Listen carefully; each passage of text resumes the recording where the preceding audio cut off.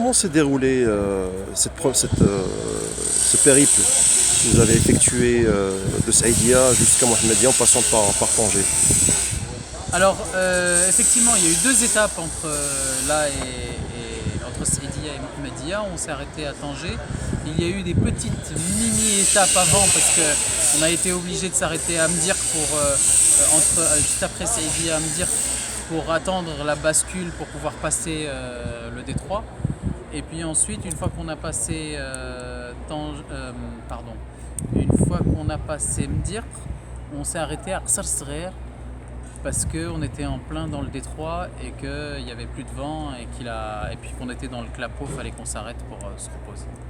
Et la partie atlantique, comment elle s'est déroulée? La partie atlantique, elle s'est très très bien passée sur les premiers bords jusqu'à à peu près Qnetra. Et au niveau de Qnetra, le vent a tourné et du coup on avait du vent qui venait de Mohammedia. Donc là ça a été vraiment pénible parce qu'on a dû faire ce qu'on appelle tirer des bords, c'est-à-dire qu'on s'éloignait de la côte pour pouvoir redescendre vers la côte, on s'éloignait encore et on essayait à chaque fois de gagner un petit peu du terrain à chaque fois. Et on est rentré, on devait arriver hier à midi, avant midi, on est arrivé à 20h30, une heure après le tour. Comment vous faites pour naviguer la nuit? Est-ce que vous vous relayez? Comment ça se passe exactement? On se relaye, on fait ce qu'on appelle des quarts, c'est-à-dire qu'il y en a un qui dort, et l'autre qui navigue, enfin qui tient là-bas. Et comment vous faites pour dormir exactement?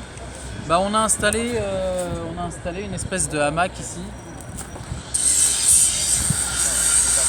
On a mis ce hamac là, on essaye de s'allonger dedans, on a un petit oreiller qu'on se met sous la nuque.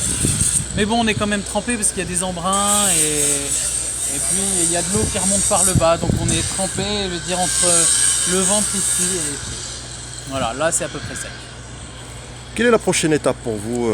Alors normalement on devait faire directement Mohammedia Agadir, mais finalement je pense que vu les conditions météo qu'il y a actuellement, et le vent qui est très très fort du côté de Souera, on va faire ça par petites étapes, c'est-à-dire que on part mardi matin et normalement mardi soir on sera à Jdida.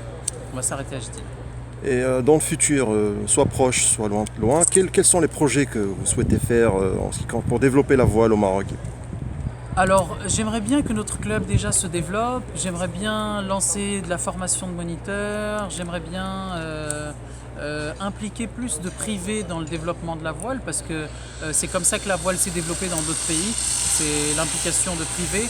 Là, ce qui est super, c'est qu'on a quand même pas mal de partenaires, comme vous voyez, qui nous ont suivis dans notre aventure. Et ces gens-là, je vais revenir un petit peu vers eux en leur disant, écoutez, regardez l'impact que ce Tour du Maroc à la voile a pu avoir. Maintenant, est-ce qu'on ne peut pas pousser les choses un petit peu plus et essayer de faire quelque chose de plus impactant socialement et dans le développement de ce beau littoral qu'on a et qui est inexploité. Justement, dans chaque étape où vous êtes arrêté, vous êtes initié des jeunes à la voile, vous les avez aussi fait de la prévention par rapport à la pollution du littoral, etc. Comment ça s'est passé exactement? Super, les gens sont très preneurs de ce genre d'action et puis l'idée c'est de justement, plus on va faire d'adeptes de ce genre de sport, de ces sports nautiques, plus on va faire des ambassadeurs aussi de la protection du littoral. Quand on aime un endroit dans lequel on pratique son sport, on le protège et on le garde propre. C'est ça le message qu'on a envie de faire passer et puis j'espère que ça marche, ça commence à rentrer.